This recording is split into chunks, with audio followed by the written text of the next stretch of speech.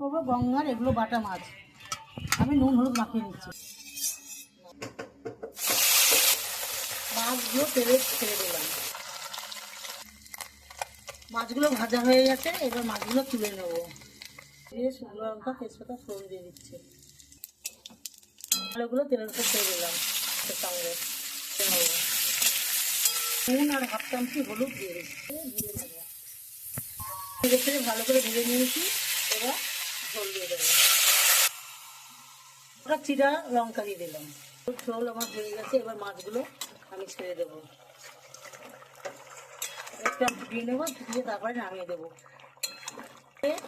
রান্না করবেন গঙ্গার ছোটো ছোটো চারা পোনা কিংবা বাটা মাছের পাতলা ঝোল, দারুণ লাগবে খেতে। আমার রান্না দেখে যদি ভালো লাগে লাইক কমেন্ট শেয়ার করবেন।